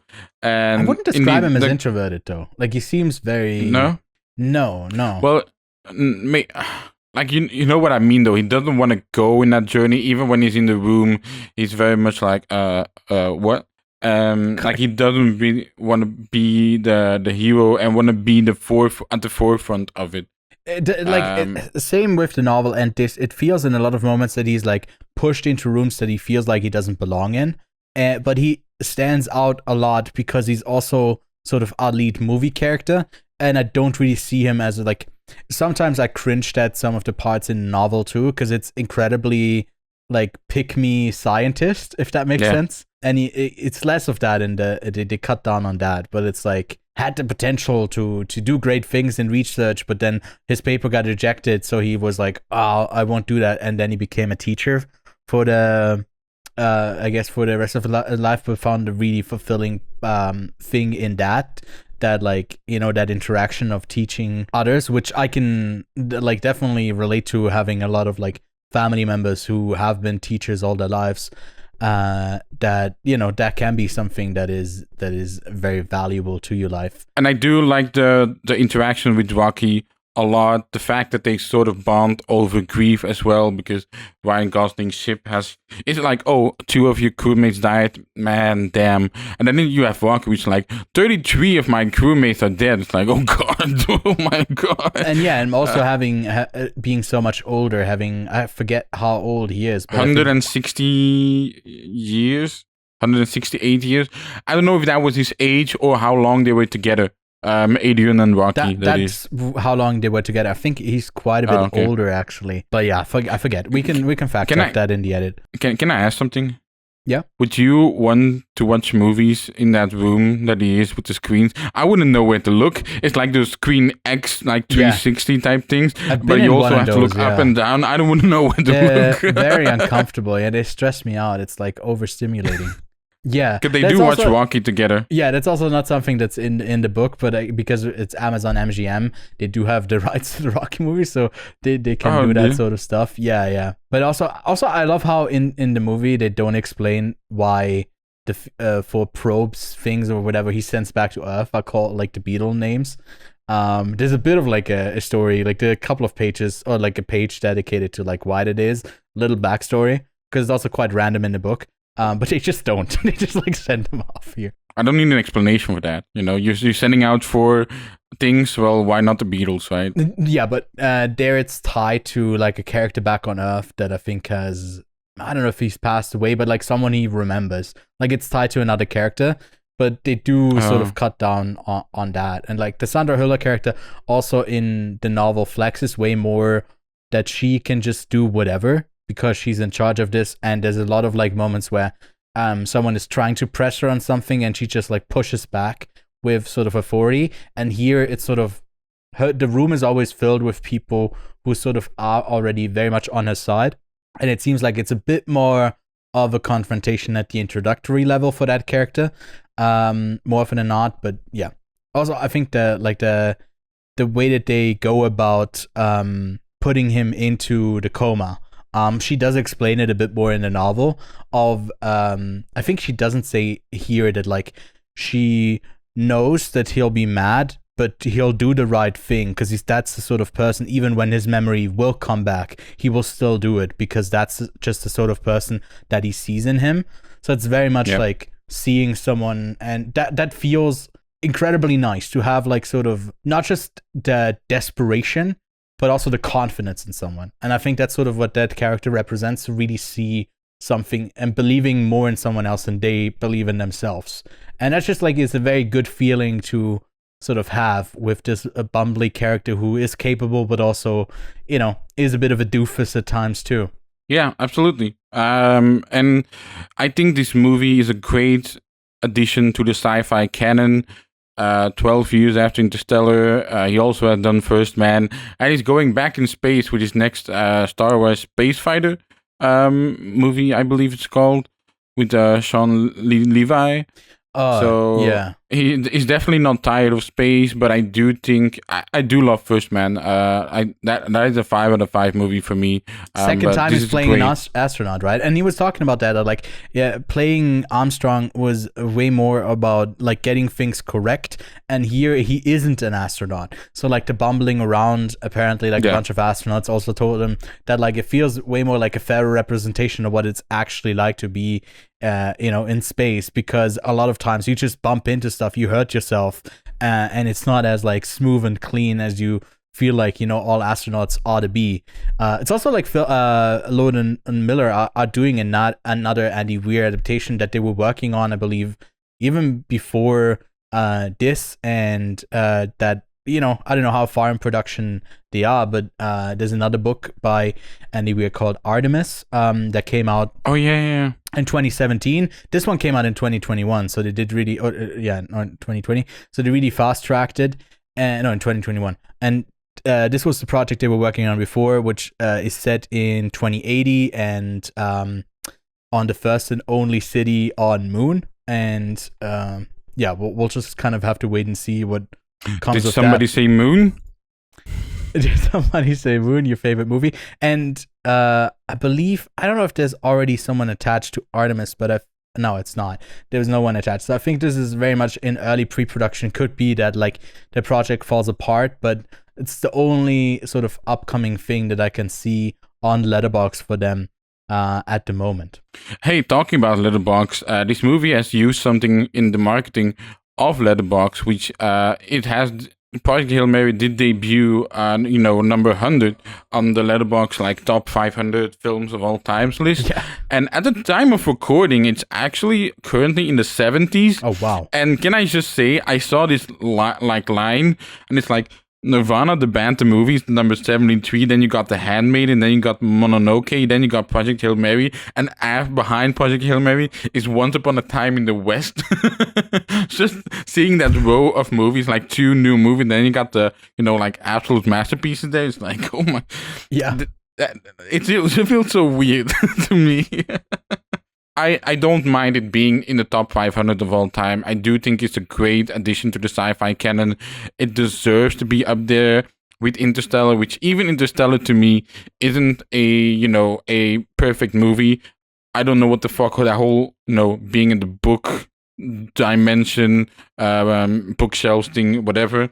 I always sort of roll my eyes at that. But in terms of like a cinematic experience, and especially as an IMAX experience, Project Hail Mary is absolutely worth the money. The money for that theater experience. Yeah. Mm-hmm. Yeah, I mean, and then did you mention IMDb? I guess that's also very high. Oh. Yeah, it is. No, you said in the 70s. I thought you were talking about Letterboxd, and I was like, wait, let's check on Letterboxd. But I guess you were talking about IMDb.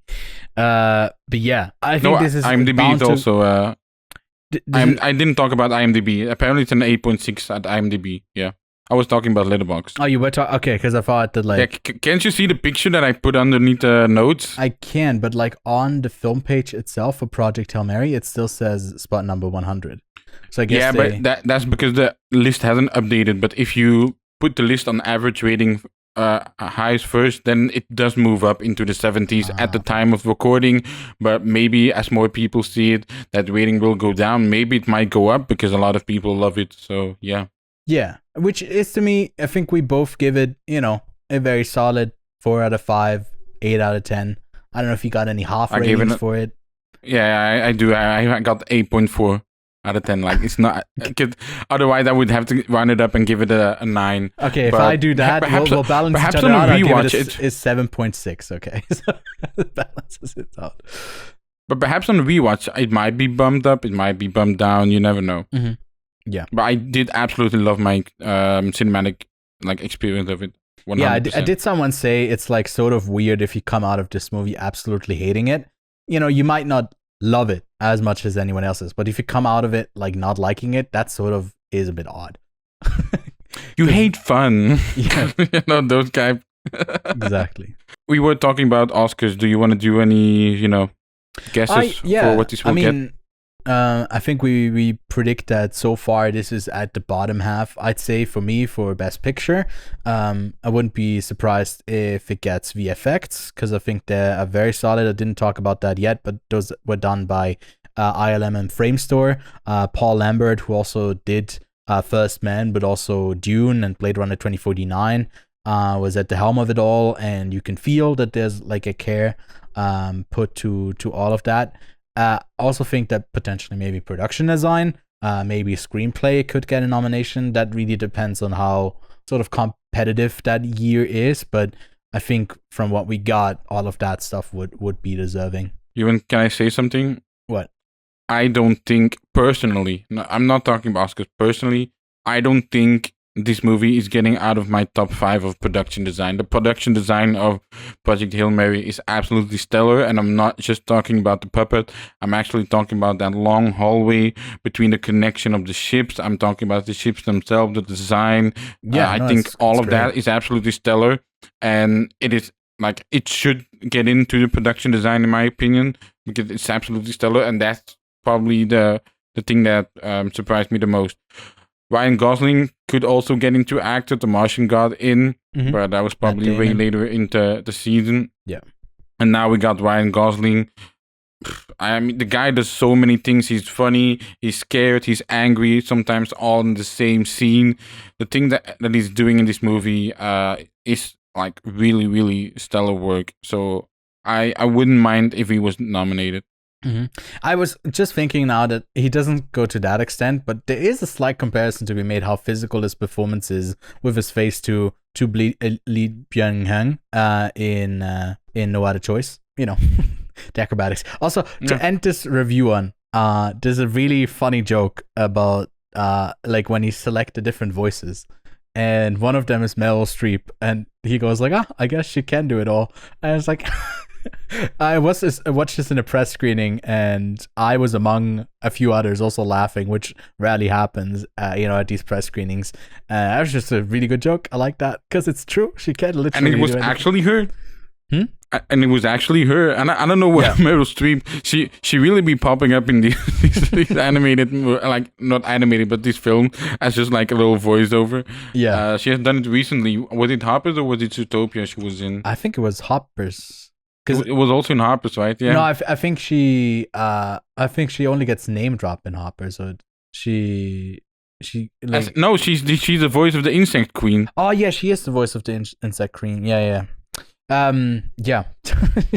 She can do it all. She can get squished or just be a generated voice.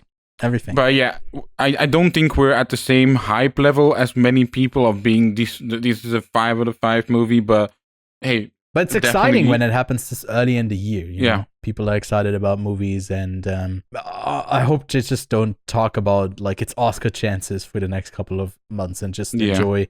Go read the book as well. It's a fun like companion piece. And yeah, looking forward to more space movies. Is there any other, like, I'm leading you to just say one of your favorite movies, or maybe your favorite movie of all time. Is there any other space movies that you feel like after watching Project Hail Mary that people should go seek out? God damn it, you're really putting me on the spot here. I thought you were just going to say Moon. Well, Moon, yeah. Moon is my favorite movie of all time. And I just absolutely adore it. Hey, if you want some... Because like this is sort of the sci-fi spectacle of the year besides Dune. I thought Predator Badlands last year was very good. So like obviously not the same thing. Let me quickly see. I honestly just wanted you to say Moon and then we move on. I just wanted I was just gonna lead you into this, but I guess if you have more recommendations, we'll take them gladly. But I'm quickly going through them. Sci-fi. I cannot recommend Escape from the 21st Century to someone who's not prepared for that. Even though in terms of comedy and balance, I guess maybe Escape from the 21st Century would be a good pick with Project Hail Mary. Yeah. But yeah, Moon for sure. And hey, if you want to watch Escape from the 21st Century, that's a wild ride. Let us know what you think about the movie. If you have any comments, do leave them below. And we'll move on to Spotlight reviews, which is only going to take so long, right? Well, we'll see. But which is only you. You've watched some stuff that you might want to talk about. I saw you logged Friday Night Lights and Edge of Darkness. Friday Night Lights. You know, you hear so much about this, and then you also hear that interview of Michael B. Jordan and Jesse Plemons. Like, oh, I guess I can watch it. So I didn't know there was a Friday Night Lights series, and apparently it's in that Michael B. Jordan and Jesse Plemons appear. So the first 10 minutes I was looking for them, and I was like, oh, they're not going to appear in this movie. It's like, oh, it's the series that they're in. Right, but hey, the movie is pretty good as well. It stars Billy Bob Thornton as this coach who's a lot of pressure is put on them. And then you also got these teenage kids who are 17, 18. They go off after college. But most of them aren't good enough for that level. So these kids, like, this is the only thing. Like, sometimes, I think someone in the movie said, like, this will be the peak of your life at 17, 18. Like, and you won't have anything as good after this because they have to win the state championship. And it's quite depressing, like, how in this rural area of Texas, like, this is the only thing that these people got for themselves, like these kids got for themselves. Because in terms of schooling, they're not doing that great. Only a few might go off to Harvard or to a high, college. One of the players also gets a injury, and like he could be a very like one of the greats. Apparently, they say, you know how that goes, that talk in those American football movies. But he injured himself, and then you see him being stuck in this situation. So it's kind of a depressing movie. At the same time, for a sports movie, apparently, especially about American football, you've been thinking like, yeah, but that isn't really the case. And I appreciated that, sort of grounded storytelling. Also directed by Peter Berg from the True trilogy, that Lone Survivor, Deepwater Horizon, and Patriots Day. Like, he sort of made like 3 true story movies, and he did a good job with this one. I also watched Edge of Darkness. This is one of my latest purchases. Came right after our recording last week. I've watched its first 2 episodes so far, and I must say I'm really digging the story. It's from director Martin Campbell. Yes, that same director from Casino Royale and GoldenEye. And Green Lantern. Remastered from the original 60mm film, and I must say this thing looks stellar. And it's really well directed. I am not aware of Bob Peck. Apparently he's in Jurassic Park, Lord of the Flies, Fairy Tale, True Story. But he's really a great actor, I must say. And I'll talk more about when I finish the series. But it's only like 6 episodes, and I'm 2 episodes in. But I'm really liking Edge of Darkness. It also has that square TV box ratio, which is like a ratio that feels so old-timey yet so modern and new. And that's about it. But I also could go through, my 17 other purchases alongside Edge of Darkness, which I will. We got a Claire Denis film, Bastards. I haven't seen that one. Okay. We got my Was top that 10. Vincent Lindon on there? Yeah. Oh. Vincent Lindon. Oh, yeah, he's in it. Yeah. Sorry, I say it in French. No, it's not Barry Lyndon. It's Vincent Lindon. You're right. We got my top 10 movie of 2024, Escape from the 21st Century. Yay! I honestly, I didn't even look at it when recommending it for Project Hail Mary. I was just going on my letterbox to sci-fi film. An absolute batshit crazy movie. I don't think you will ever have seen a movie like this before. I'm fair in assuming that. The definition of let's just throw everything on the wall. And if you're in for that type of movie, my God. We got The English, a miniseries with Emily Blunt and Saskia Spencer. You've seen this? Nope. Nope. Oh, nope. You've seen this Zone of Interest? Yeah. Interviewed the lead actor. I wasn't that big of a fan of Zone of Interest, but maybe on the rewatch. Burn After Reading. I haven't watched this one. Me neither. We got Valerian, The City of Thousand Planets. That's why I was saying, like, why did you get this? Bro, this movie is just like, you have to own this just for the visual spectacle of this, especially on my projector. Like, shit, this movie will look crazy, I actually do quite like the movie. It's not perfect, but I actually do quite like it. We got Beverly Hills Cops, the 3 movie collection. I now own all 3 of them. Looking forward to. Oh my fucking god! Never mind. I'm going to destroy this copy. Why? It only has German subtitles.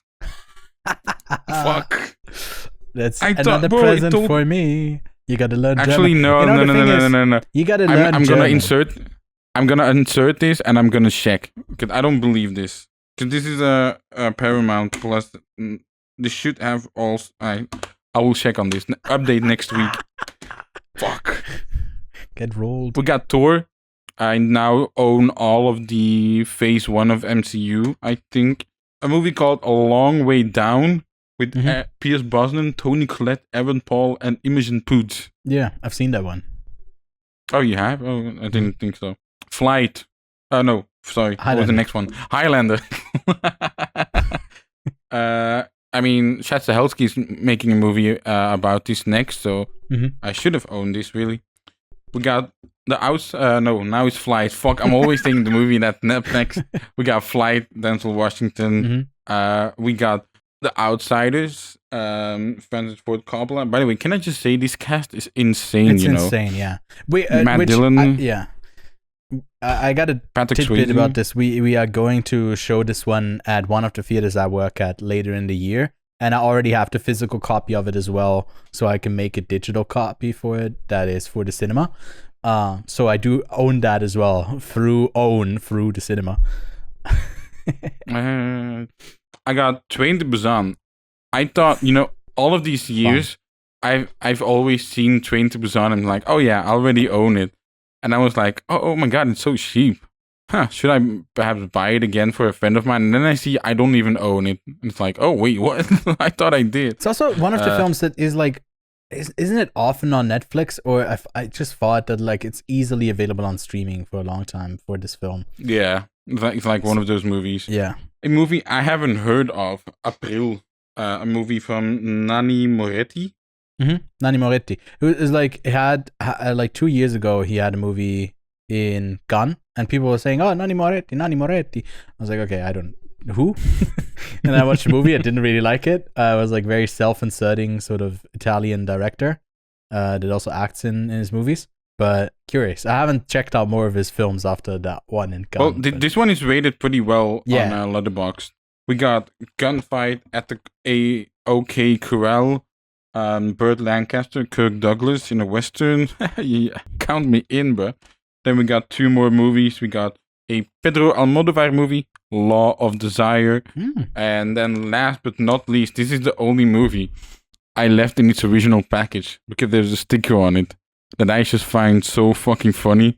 And it's Transformers Dark of the Moon, but on it says Transformers Age of Extinction in cinemas from 10th of July, which means like this movie is like this Blu-ray itself is so old, and I don't think I will take it off because I just find it so fucking funny. And that's all of my. It's already falling, but those are my 17 movies purchases. I did go a bit insane with the deals, especially the Amazon Spring deals, but I would love if there's like a local version of it, because I used to buy a lot of movies in MediaMarkt. The store. Have I ever told you the story of how I started my physical media? I don't think you have. No. I bought a PS4. I want to say 2014 it was, and I figured out because I was really into movies from that point on, and I found out that you can buy you can play Blu-rays on the PS4. I was watching like a lot of Chris Tuckman at the time, which if you've watched this video, you always have this physical media collection in the background. It's just like, oh my god, it just looks so gorgeous. I want to do that too one day. And then in 2015, so what I would do is every Friday I get like €5 to buy myself a sandwich, because like, you know, it's near the end of the week, you'd be low on bread, you'd be low on charcuterie, so you just buy out just a sandwich for Friday. But sometimes I just wouldn't eat on Friday noon, and I would save the money for movies. And when you could go out during noon, and I just went to MediaMarkt, and there, like, that was like 11 years ago, and they still had quite a large physical media thing back then. You know, that was the thing. So, you know, you go to these movies, and my first 3 purchases were, I remember them: Inception, The Dark Knight, and Casino Royale. Those were my 3 first. I mean, that is perfect purchases. for like a 14-year-old for like the best movies of all time, right? At that time. Yeah. Yeah. And, you know, again, those are my first 3 movies of all time. I think I have still a picture somewhere of just those 3 movies, you know, that were I put on over here. 11 years ago I started, and now I have 2,630 movies. That's a lot of movies, yeah. I mean, for me, it was I just went to flea markets because there was a local one every month, and we used to have a stand sometimes selling stuff, and I just always, the money that I made there, I just made the rounds and spent the money, usually more than I made, to buy used physical media. So most of my collection is all DVDs. I really didn't get any Blu-rays because they were always, to me, the upper echelon of like, ooh, that's expensive shit. And I didn't really back in the day, yeah. Like, I didn't really buy a lot of stuff new, and it was always like the same sort of movies. And I did that for years, where I like went to that and got movies. So I have a fair share of like, I brought that when I was in college. I did have sort of a thing on the wall because I was living in the like accommodation at school. And I had like a big shelf of like, where I had a couple hundred movies in there as well. And like, people were known to like, sometimes in the evening get a knock on the door, and it's just like a couple of people was like, hey, can we borrow a movie? And some of those have disappeared into the night to never to be returned. Actually, yeah, outrageous stuff. Actually happened a couple of times. But yeah, I was known as the movie guy, even though I didn't have like that at that time. I didn't have that much of an interest in like, you know, this fully consuming every waking moment of my life. And it really wasn't like an attachment to the collection. I just really liked the randomness of like the video store era. We both haven't lived through it to go there to have this curated thing. We were just at the book end of it, really. Yeah, but I've been in a video store. I could count it on one hand. Maybe I've been maybe a bit more. Maybe I was in a video like rental store, because there was one that was open until like 7 or 8 years ago in my town still, but I rarely went in. And my mom has a story that like she went to like apply for a position at, like when she was younger at a video store, and she was like saying, oh, she knows this and that and like this stuff, and I was like, no, your knowledge is way too, niche. You're way too deep. You just need to be, saying, this is popular movie number 17, here you go. And I was like, what a stupid way of going about like actually wanting people who are interested in the medium. It's fun, I guess, to own, but I never, since all of it has been digitalized and a lot of like sort of restoration happens in a way where you can just as well preserve it on digital as you can on physical. For me, there's really no need to spend my money on it.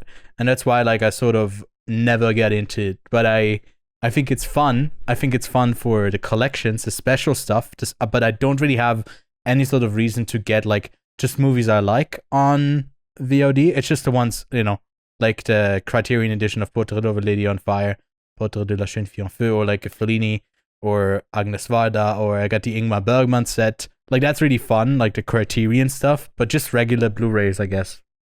But I love that you're doing it, but... Yeah, I also think it's because of where you live. Obviously, Switzerland doesn't have a great physical media market. Oh, yeah, I don't think.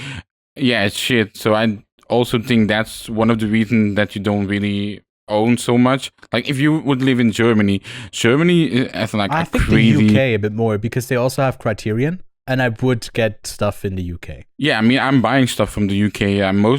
But you're not getting regularly like the... Obviously, there's the Barnes and Noble sales in the States. But then there's also Criterion ones in like the not the entire suite of Criterion is available on the UK side in region. What are we? Region B? We are Region B. Yeah. Yeah. And so region B is Europe, and then also Australia and New Zealand. Yeah. And I would get more stuff if I've only been to London once, and then a couple of times to Scotland because I got family there. But I think I would be getting more if I like actual physical media. Yeah, me too. But and I might be going there, in the future. What did you buy? You because again, it's the last day as a 27-year-old, so you treated yourself. Yeah. Show me what you got. I'm still in the 27 club. I got one more day to live. And otherwise, I will forever not die. I told you this before we started recording, that I think it's like I'm right at that age now, with coming up on 28, where if I get up to the age of like reversing it of 82, I feel like I'll be very happy to have lived a long life, and not to get too existential, I guess. Like that's like sort of what dawned on me. No, that was what dawned on me of like, okay, and then I realized like 28 to 82, if I make it up to that age, that is a really long life lived. Also there's so much like in between that I feel like, because you often sometimes feel like you already lived so much of your life. And what are you doing right now? What are your priorities? But I feel like there's so much time left if you, have the luxury of making it up there, which... Yeah. Man, books. And so I have been telling everyone to sort of, for my birthday, because I got it like 2 years ago. I think my grandpa gave me, or my mom maybe, I can't remember who the present was by, gave me like $100 or maybe $200. No, I think it was 100. To the local bookstore to buy books there, and I've sort of had this thing going where I like pick up the books that tie into movies. I pick up the books that tie into movies and then showcase them in our cinema so we can sell it for them, because I feel like that's been such a neat extension for me to try and seek out like Die My Love, The Axe, For No Other Choice, Train Dreams, all of these books that are getting adapted, and then reading them before they come out. I also just love to sort of check out, for example, Hamnet. I also read, and that was there was a prize that went to like women's literary fiction or something like that, like a prize that won in I believe 2022 or 2023, and the nominees from 2025 came out a few weeks back. So I've ordered a bunch of the books that are I know that are longlisted or shortlisted for that. Not the nominees yet, but just because I was interested in like, these are some of the best books of recent times. But then also I bought some older ones and just some stuff that is getting adapted. And I'm currently reading Children of Dune, the third in the Dune novels. I did finish Dune Messiah just recently, and been also reading with my funny little book note thingy. Can I ask you, do you have like a letterbox for books? I sort of do, but like there's only the one place that most people use that I don't like is what's it called? Goodreads. I don't use that. I think that platform is a hellscape. Really? It's so horribly designed. I don't like it. I don't like the presentation of it at all. The one that I use is called the Story Graph. That's the one I've heard of, yeah. And also. it's just I'm just logging stuff. I'm just like I sort of have a list of like, I can actually share with you. So I can have the list, like a list of books that I own. And I just before we started recording, I added the ones that I just got on here, so I can have a sort of overview of what they are. Where do you want to start? I do have a sort of a set of random books, a couple. I've had a few. A few small books, and God damn it.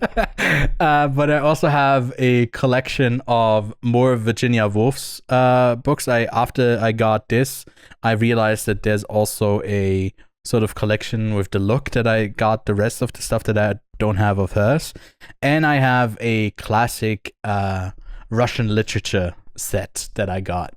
What do you want to see first?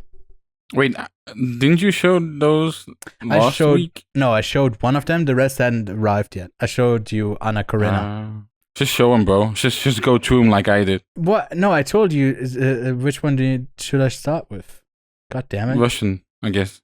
Could you be more interested in what is happening? I tried. I don't care about physical media. I try, man. It's all about trying.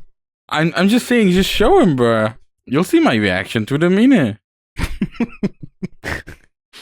Yeah. So and you're Russians just hoping it does not fall.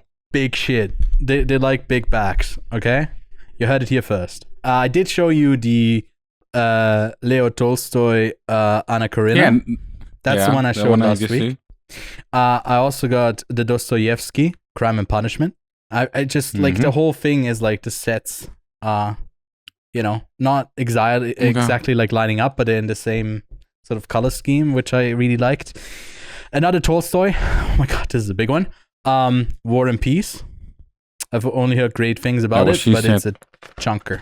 I also have from Vasily Grossman, Life and Fate. That's the one I've heard the least about, and I just got it honestly because it was in this set. Then Mikhail Bulgakov, The Master and Margarita. I really like this design. It's nice. And is it about pizza? And then Dr. Zhivago by Boris Pasternak. Obviously. Yeah. So this is the Russian classic literature collection where I can see that like once I tackle one of them, I'll be on it for a while because there's some big books, but also some heavy classics. That I do like, something like A Book of One's Own, which is only like 100 and something pages long, like Train Dreams shorter books. But then I can also tackle the bigger ones. I've just been reading pretty much daily, usually in the morning and at night, and it's been a nice sort of balance. Like for my birthday tomorrow, I do sort of plan to maybe watch a movie, but then also just like I'm not doing anything for the podcast. I'm not doing anything for work. My birthday celebration is not going for a dinner or anything. It's just me hanging out on the couch with my cats reading books. That's sort of my plan for tomorrow. And that might sound depressing to some people. That is the most exciting thing to me. It's so exciting because I never take the time to just like have a day where I'm not like feeling like I need to rush to do something. And yeah. Until one of your cats shits. Oh my god! Then they gotta go outside. Yeah, they both took shit yesterday, and I was like, oh, I gotta go to bed, I guess. And then this morning I fed them, and I was like, you guys gotta go outside. But sometimes one of them waits all day, and until I let him in, and then he shits inside. I'm like, you're outside, man. Shit outside. I would go shit outside if I could. Oh, I guess I can. I guess what's holding me back? Honestly, the cat's bringing the existential questions back of like, why I not shit in garden? No. I know why you would shit outside. Yeah? You would shit at the construction site. Oh my god, I would shit on the construction side. I've had bad fantasies that shouldn't be like about. Yeah, I shouldn't say. Don't. I've just like had a visual image of a excavator tumbling and falling down a hill. It's just been a recurring image for me. And then the next day is like 5 people killed. There was recently when I was thinking that like a few weeks ago I had like another thought, and then my mom was like, "Oh, did you know that at the construction site, like there was a police there, or someone got injured or something like that?" I was like, "Oh, did I manifest that?" And I felt like, but it wasn't. It was something else. What are the other books? Do you want to see the other set or the other books? Bro, just show everything you got. I just like the same way I did. Just go through them, man. Yeah, but you could. I just love the fact that you have to like crouch. I just love that you have to crouch. I couldn't have them all. So this is 4 books, all by Virginia Woolf. Love the way that you can hold them in your hands just like that. Yeah, it wouldn't be the same with 4 books from the set from the Russian one. The Years, To the Lighthouse, The Wave, and Mrs. Dalloway. And again, I got A Room of One's Own, and I just love that along with the audience, I just had to do this to read the titles. Wait, I do have another Virginia Woolf, but I can't find it right now. They got like neat little sort of covers too. So more classics, of course. And then the last chunk is a bit of everything, but mostly classics too. these sections in between you and getting the books. It's so I love that you're talking, so I can't cut them off, but I'll have it on yours. But so there's a mix of new and old. Oh my god, how is that off frame? It's literally like in front of my nose on my level. I guess that's crazy. Really old one from Seneca, Letters from a Stoic. It looks pretty new to me. Another funny guy. That's why he's on the podcast.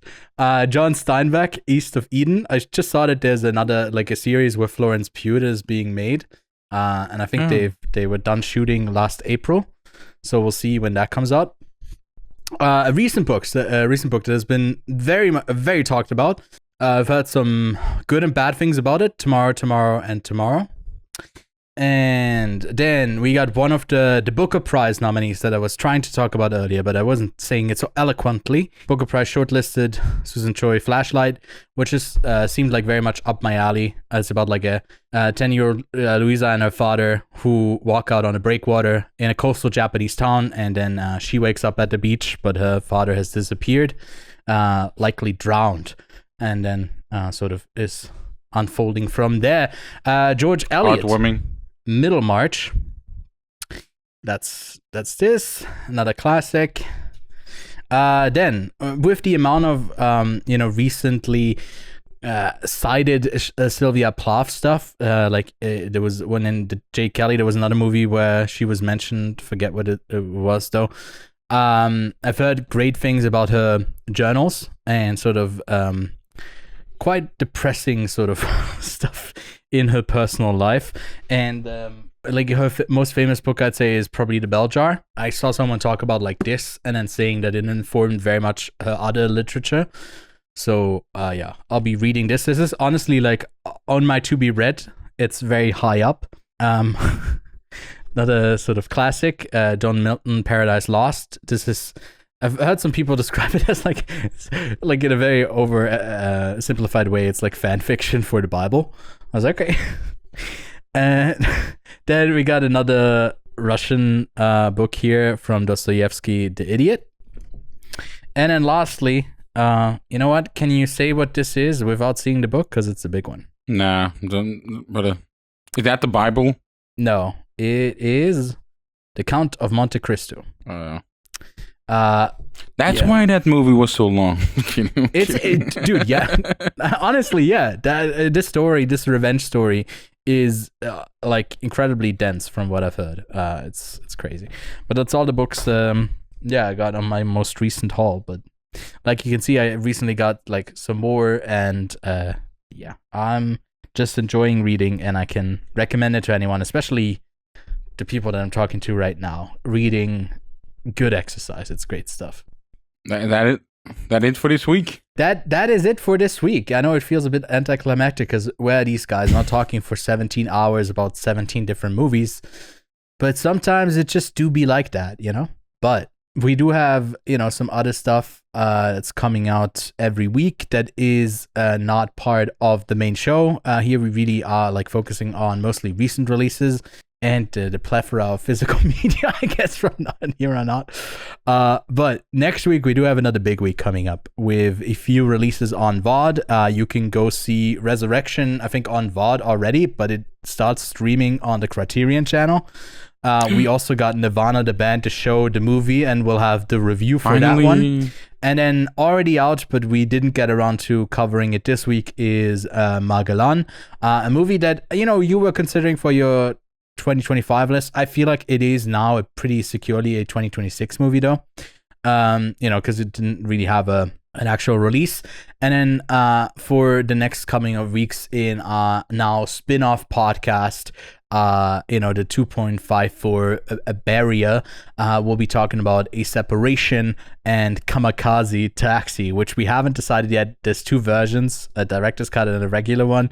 We still haven't made our mind up which one it is, because there's not a consensus that one is the more popular one is the right one to watch. So we'll have to see what we do. It's not like it's like a 2-minute difference or something. It's like 140 minutes or 169 minutes. Yeah, that's a pretty big difference. But stay tuned. Don't forget to leave a like and subscribe. Let us know what you thought about Project Mary.